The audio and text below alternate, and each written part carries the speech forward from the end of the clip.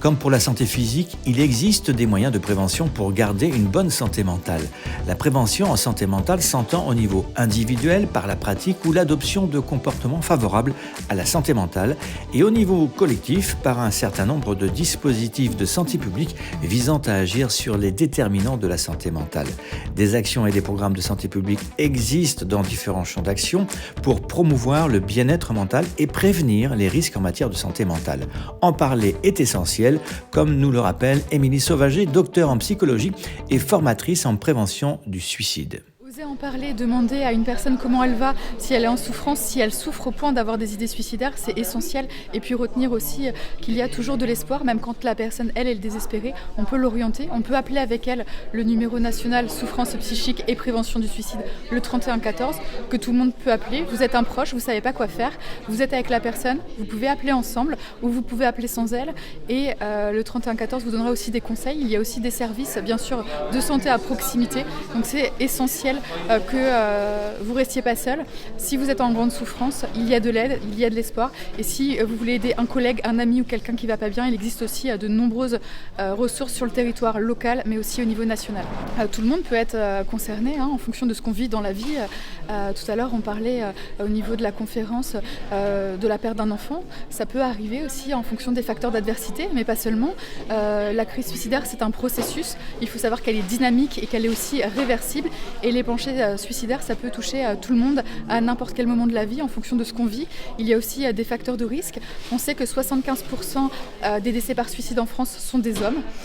Donc ça, c'est vraiment très important aussi de faire de la prévention à l'égard des hommes, surtout entre 45 et 54 ans. Alors justement, l'âge est important au niveau du suicide ? Oui, on a effectivement, c'est la deuxième cause de mortalité chez les adolescents. Près de 400 suicides par an chez la tranche d'âge 15-24 ans. Deuxième cause de mortalité parce qu'évidemment, à cet âge-là, on meurt peu. Si vous voulez, ce qui est important de retenir, c'est que le suicide est complexe et multifactoriel. C'est-à-dire que ça peut être aussi le fait d'être isolé, le fait de vivre beaucoup de pertes, beaucoup de deuil. Plus on avance dans l'âge, plus on perd des amis, de la famille, le manque de soutien. Au niveau de la France entière, déjà, en fonction des départements, il y a de fortes disparités, notamment entre les zones rurales, ce qui est aussi expliqué par les déserts médicaux. Je le disais à l'instant aussi par l'isolement, le manque de soutien. En 2017, l'OMS a publié un livre que vous pouvez retrouver facilement, un petit guide qui s'appelle le guide Live Life, parce que 703 000 personnes se suicident dans le monde chaque année. Donc c'est plus que les guerres, c'est plus que le cancer, c'est plus que les cancers du sein, c'est plus que le VIH, plus que le paludisme.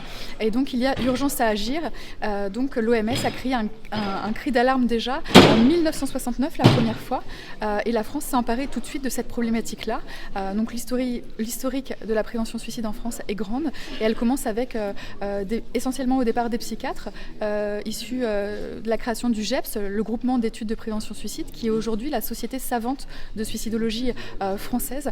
Donc c'est important aussi de savoir que les recommandations de l'OMS, seuls 38 pays aujourd'hui l'ont fait en ordre prioritaire parce que le suicide est un problème de santé publique majeur, 38 pays, dont la France. Et donc on est équipé déjà depuis les années 2000, mais maintenant d'une stratégie multimodale nationale avec 5 axes. Un axe, on a parlé aujourd'hui du 3114, qui est le numéro national de prévention suicide que tout le monde peut appeler, les professionnels, les non-professionnels, les personnes en souffrance psychique, en crise suicidaire, les proches aidants et aussi les personnes endeuillées par suicide, puisque c'est un facteur de risque. Tout à l'heure, vous me parlez des facteurs de risque. Le fait d'avoir eu des antécédents de tentatives de suicide, d'être endeuillé par suicide, d'être isolé. Voilà, il y a de multiples aussi facteurs de risque. Il y a aussi Vigilance, qui est un dispositif de maintien du lien et de recontact avec la personne qui a réalisé une tentative de suicide.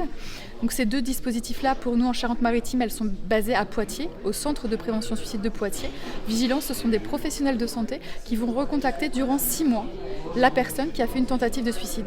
Et ça fonctionne. Santé publique France nous montre qu'on observe 38% de réitération suicidaire en moins et 23% de retour en moins à l'hôpital.